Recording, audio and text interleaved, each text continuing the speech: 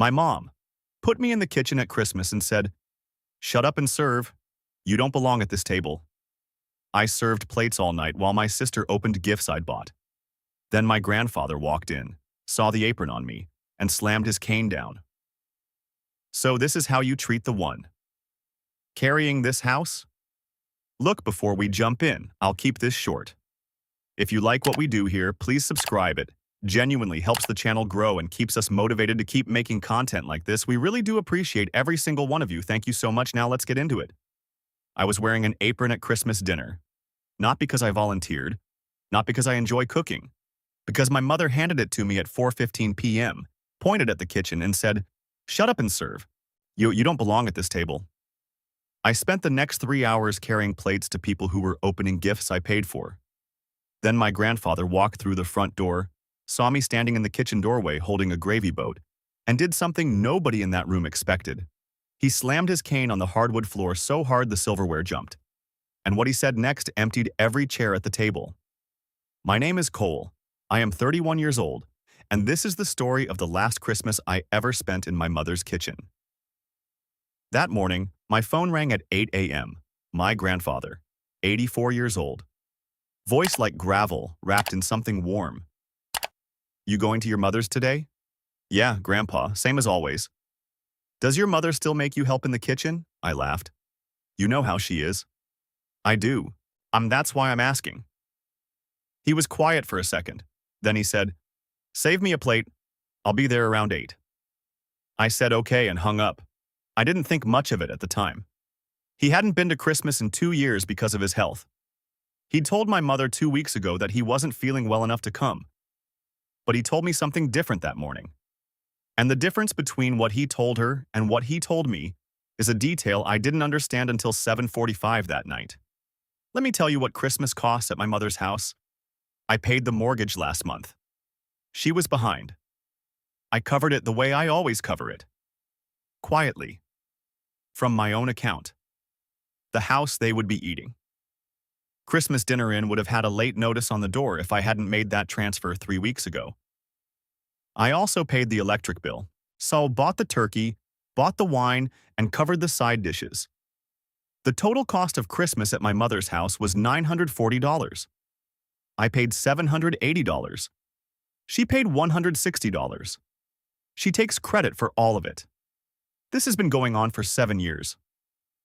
I estimate I've put roughly $40,000 into this household since I was 23. My mother has never told a single person in the family. Now let me tell you about the gifts. 7 gifts under the tree had my money behind them. I bought them. I chose them. I wrapped 3 of them myself. I dropped the bag off at my mother's house the night before Christmas Eve. She took them out of my bag, removed whatever tags I'd written, and replaced them with her own handwriting. From Mom, on every single one. I know this because I saw the tags when I arrived on Christmas Day. Her handwriting. My gifts. She didn't even rewrap them. I recognized the paper on 2 of them because I use the same roll at my apartment. She just changed the names. The most expensive gift was a cashmere scarf for my sister Lauren. $120. I picked it out because Lauren texted me a photo of it 3 weeks ago with hint hint. My mother doesn't know what Lauren does for work. The tag says, "From Mom with love." Now let me tell you about the apron. 3 years ago was the first Christmas my grandfather didn't come. His hip was bad. He stayed home. That was the Christmas things changed. Before that, I sat at the table. I had a seat. I had a glass. I was part of the dinner. My grandfather sat at the head. My mother was in the kitchen, actually cooking, actually serving, because her father was watching. The hierarchy was different when the old man was in the room. And she was the one who carried plates. I was the guest. That's how it was for 27 years. The year he stopped coming, my mother told me, "We need help in the kitchen this year." It sounded like a request. I said, "Sure." The second year, it was an instruction. "You're on kitchen duty. The table is full." The third year, this year, it was a sentence. Delivered at the door, with an apron in her hand. I arrived at 4:15.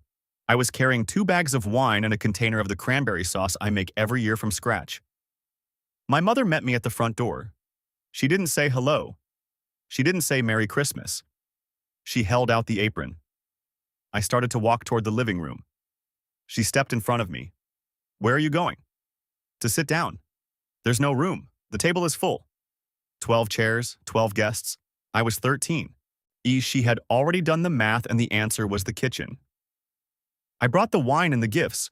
Can I at least sit for the opening? She looked at me and said the words I will hear for the rest of my life. Shut up and serve. You don't belong at this table. She said it the way a manager tells an employee to get back to their station. No heat, no cruelty, just rank. I took the apron. I put it on.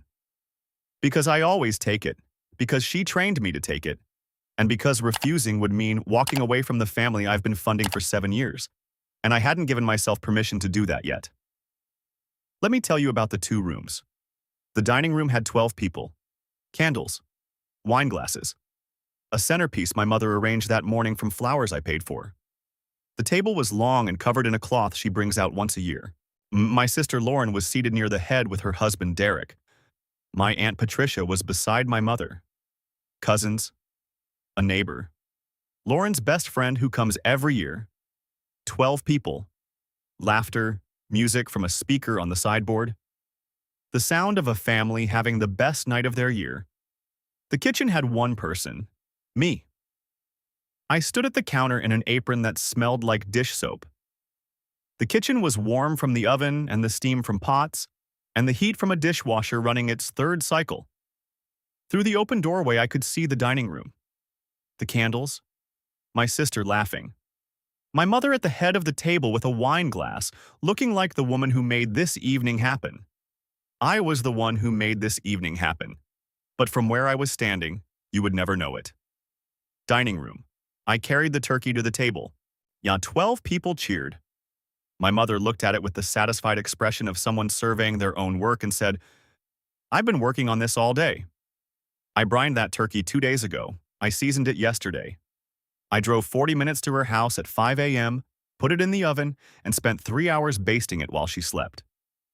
She woke up at noon, put it on a platter, and carried it 10 feet. That was her contribution. 10 feet and a sentence. Derek leaned toward her. Diane, this turkey is incredible. You outdid yourself. My mother smiled. Oh, it's an old recipe. You just have to give it time. She was right about the time. 5 hours of mine. Kitchen. I went back to the counter and started on the gravy. Dining room. I refilled wine glasses during the main course. My sister held up her glass without looking at me. The automatic gesture you make when a waiter walks past. I filled it. She kept talking to Jenny about a vacation she was planning. She didn't say thank you, not because she's rude, because she didn't register me as a person holding a bottle. She registered me as a function. The glass-filling function. Kitchen. I went back and started clearing the first round. Dining room. I cleared plates between courses. On my 3rd trip, my mother called from her seat, wine glass still in hand. Don't forget the salad plates, Cole. She said it from the head of the table.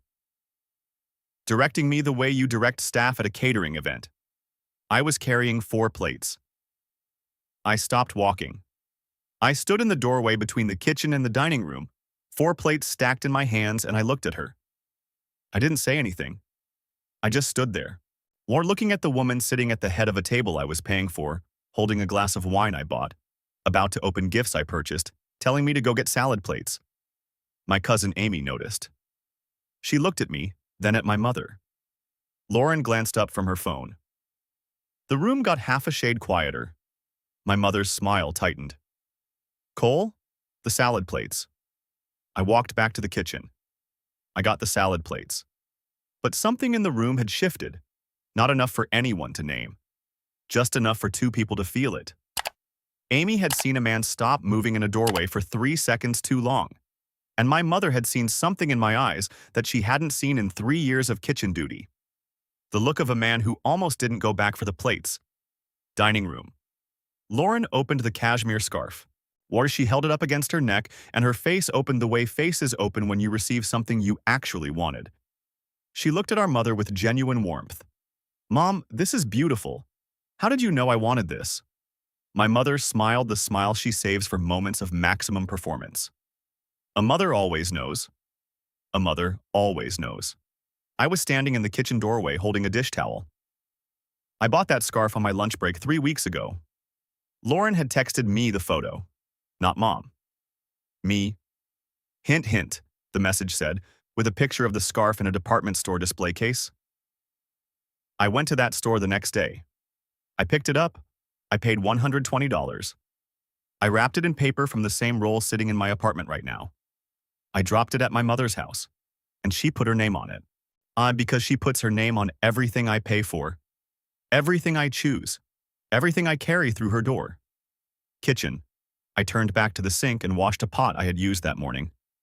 Dining room. My niece Sophie, 7 years old, ripped the paper off a drawing set. 60 pieces.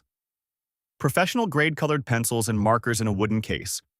I found it online at 11 p.m. on a Tuesday, compared 3 versions, read the reviews, and had it shipped to my mother's house with my return address on the label. Sophie ran across the room and threw her arms around my mother's legs. "Thank you, Grandma. This is the best present ever." My mother patted her head. "You're welcome, baby. I saw it and thought of you." She saw it. She saw a box arrive at her door with my name on the shipping label. She opened it. She removed my name. She installed hers. And she received a 7-year-old's hug for it, while I stood 10 feet away with my hands in dishwater, watching a child thank the wrong person. Kitchen. I dried a pan and hung it on the rack. Dining room. Derek opened a bottle of bourbon. $85. Good stuff. The kind you don't buy for yourself but hope someone buys for you. I bought it because he mentioned liking that brand at Thanksgiving. Just a passing comment. This is a solid bourbon. I remembered it because I pay attention to people in this family even when they don't pay attention to me. He held it up and looked at my mother. "Mom, you really didn't have to do this." My mother waved her hand like it was nothing. "Oh, please, your family." She was right about one thing. It was nothing. For her, it was nothing. She didn't pay for it. She didn't choose it. She didn't remember the comment at Thanksgiving. She just took the bottle out of my bag, put her tag on it, and accepted the credit. Kitchen. I dried my hands on the apron and refilled the water pitcher. Nobody said thank you for. 3 gifts, 3 stolen credits. 3 times the room thanked a woman who contributed nothing except handwriting on a tag. And 3 times I stood in the doorway watching my life be performed by someone else. My cousin Amy looked toward the kitchen at one point and said, "Why isn't Cole sitting with us?" Lauren answered immediately. "He likes being in the kitchen. He's always been like that. He's not really a sit-down dinner person." She rewrote my servitude as a personality trait. She turned the apron into a lifestyle choice. And the table accepted it because the table had been accepting it for 3 years, and questioning it would mean questioning the woman at the head of it. Later, my Aunt Patricia leaned toward my mother and whispered, "Shouldn't he sit down and eat?" My mother said, "He ate earlier. He offered to help." Both lies. I hadn't eaten anything since a granola bar at 6 a.m.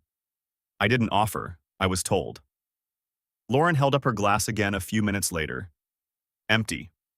The automatic lift. I didn't move. For the first time in 3 years, I stood in that kitchen holding a wine bottle and I did not walk toward the table. My hand tightened around the neck of the bottle. Not in anger, in something heavier. The weight of a man whose arms just remembered they had a choice. "Cole?" I poured. I walked to the table. I filled her glass. But something behind my eyes had changed. I could feel it. Lauren saw it for half a second before she looked away. I went back to the kitchen. I set the bottle down. I put both hands flat on the counter and stood there, breathing. Not because I was about to break, because I was about to stop. And stopping, after 3 years of moving, felt like standing at the edge of something I couldn't see the bottom of. At 7:45 p.m., the front door opened. Nobody expected him. He told my mother he wasn't coming. The table was in the middle of dessert. Lauren was showing photos on her phone. Derek was pouring more bourbon. My mother was telling a story about something she did that she probably didn't do. The front door opened and my grandfather walked in. 84 years old, cane in one hand, coat still buttoned to his neck. He stood in the entryway and looked at the dining room. 12 people, candles, wine, wrapping paper, warmth. Then he looked at the kitchen. One person. Apron. Dish towel over the shoulder, standing at the sink. He looked at the dining room again. Then the kitchen again. His hand tightened around the cane. Something crossed his face that I had never seen on my grandfather before. Not surprise, not disappointment. Fury. The controlled fury of a man who built something with his hands and is watching it be misused by someone who inherited it. He didn't go to the dining room. He walked straight to the kitchen. He stood in the doorway and looked at me for a long time. He looked at the apron. He looked at the stack of plates. He looked at the dish towel. Sam, how long has this been going on? 3 years. Since I stopped coming. Yeah. He was quiet. Then he said, so only I could hear, I came to see which things your mother told me were true. I'm seeing. He turned and walked toward the dining room. Slow. The cane tapping on the hardwood with every step. The sound of it changed the room before he reached the table. People looked up. My mother's face went through surprise, then a forced smile, then something else when she saw his expression. He stopped at the head of the table. He lifted his cane off the floor, and he brought it down on the hardwood so hard the surface cracked. The silverware jumped. 2 wine glasses wobbled. A plate of dessert slid an inch. The room went completely silent.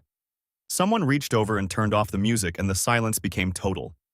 So this is how you treat the one carrying this house? He said it looking directly at my mother. He said it while I stood in the kitchen doorway still wearing the apron. My mother stood up. Dad, it's not what it looks like. He offered to help. You know how Cole is. Don't lie to me in front of my face. Then he looked at me, not at the room, not at my mother, at me. And he said something quiet. Something only I could hear from across that space.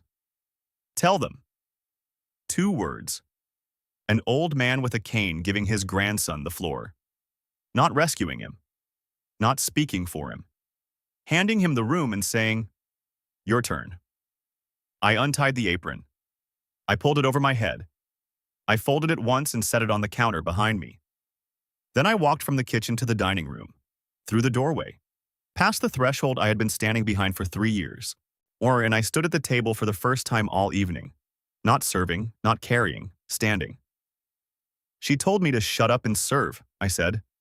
My voice was steady, not because I wasn't feeling anything, because I had been feeling it for 3 years and the pressure had compressed it into something harder than emotion, something closer to fact. Those were her exact words. Shut up and serve.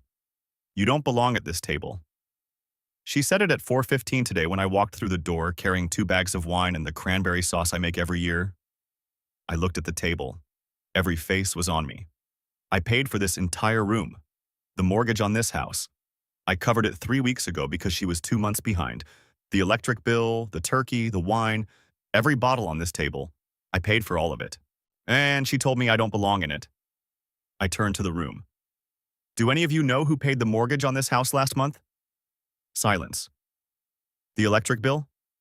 Silence. The turkey you ate tonight? The wine you've been drinking? Nobody spoke. 12 people looking at the man who had been in the kitchen all night.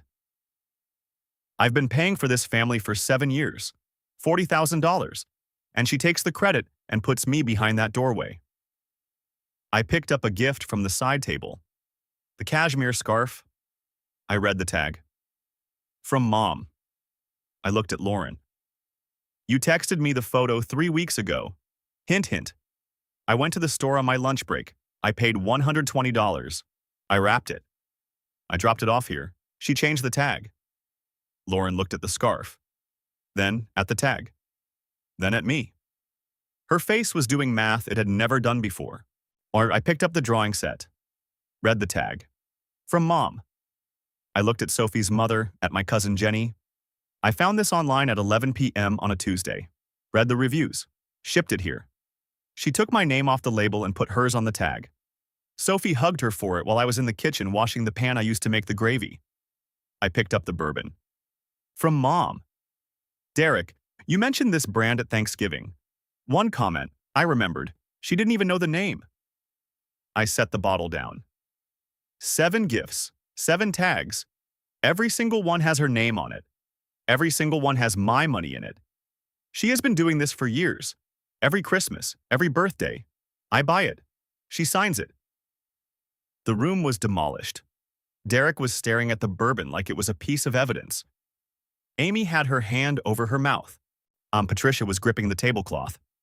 Jenny was looking at my mother with an expression that had traveled from confusion to understanding, to something that looked a lot like disgust. My grandfather stood beside me, not in front of me, beside me. He had given me the floor and he stayed there, his hand on the cane, his eyes on his daughter, the man who opened the door watching his grandson walk through it. My mother tried the motherhood shield, the weapon she has used to end every challenge for 30 years. I raised these kids alone. Everything I do is for this family. You don't know what it's like to carry a household by yourself. My grandfather didn't blink. You raise them with money he sends you. You keep this house with checks he writes, and you thank yourself for it in front of people while he stands in the kitchen washing dishes. That's not carrying a household. That's taking credit for the person who carries it. She cried. The tears came fast. The same tears that have ended every confrontation since I was a teenager. The tears that make whoever challenged her feel like the aggressor. My grandfather looked at her and said, "Don't cry at me, Diane. I'm too old for that trick and you've used it too many times. Answer the question. Why is my grandson in the kitchen?" She couldn't answer. Every weapon she had deployed. Motherhood, tears, lies. All of it emptied and deflected in under 3 minutes by a man who was too old and too honest and too angry to be managed. She tried one more thing. She turned to me. The final card. Tell your grandfather you volunteered. Tell him you wanted to help. I looked at her. I looked at him. She told me to shut up and serve. She said I don't belong at this table. I said it flat. The exact words, repeated exactly as they were delivered to me 4 hours ago. The truth, heard by the one person in this family who has never tolerated lies, landed on the table like a receipt that everyone could read. Lauren stood up. "Grandpa, you're ruining Christmas." He looked at her. "Your brother bought your scarf. He bought your daughter's drawing set. He bought your husband's bourbon. He paid for the food you ate and the lights above your head. And your mother put him in the kitchen and put her name on everything he gave you. If Christmas is ruined, I didn't do it." "She did." Lauren sat back down. She looked at the scarf in her lap. She looked at me. "You bought this?" "Yeah." "Why didn't you say something?" "When?" "While I was refilling your wine glass?" She didn't answer. The shame arrived on her face the way color returns after a faint. Slowly, then, all at once. My grandfather walked to the kitchen doorway. He reached out and untied the apron. He pulled it over my head. He folded it once and set it on the counter. He didn't say anything while he did it. He just removed it the way you remove something that should never have been put on. Then he took my arm and walked me to the table. He pulled out a chair. My mother's chair. The one at the head. "Sit." I sat. He looked at my mother, who was standing now, hands at her sides, tears still on her face but no longer working. "Get your son a plate. He hasn't eaten." The room watched a grandfather seat his grandson at the head of the table and tell the woman who put him in the kitchen to serve him. The sister opened her mouth. The grandfather looked at her. She closed it. Derek looked at his bourbon. Amy stared at the tablecloth. Patricia had her hand over her mouth. My mother walked to the kitchen. She stood in the room she had assigned to me for 3 years. She stood there alone. And she made a plate. Turkey, potatoes, green beans. The same food I had prepared that morning. She brought it to the table and set it in front of me without making eye contact. I picked up my fork. I took a bite. I chewed slowly. The table was quiet. My grandfather sat beside me. The apron was on the counter. And for the first time in 3 years, the food tasted like something. Not because the recipe changed, because the seat did. The rest of the evening was quiet. My grandfather stayed until 11 p.m. He didn't leave my side. He talked to me about work, about my apartment, About a truck he was thinking of selling. Normal things. Small things. The kind of conversation that happens between two people who actually want to know about each other's lives. The rest of the table sat in various stages of silence. Lauren held the scarf in her lap and didn't put it on again. Derek finished his bourbon without toasting anyone. Amy left early. Patricia hugged me at the door and said nothing because there was nothing she could say that matched what she had just seen. I drove my grandfather home that night. The roads were empty. Christmas lights blinked on houses we passed. The cane was in the back seat. The apron was on my mother's kitchen counter, folded once, sitting where he left it. I would never put it on again. We drove in silence for a while. My grandfather looked out the window at the lights, then he spoke. "Aunt, how long were you going to let that go on?" "I don't know. I stopped noticing it was wrong."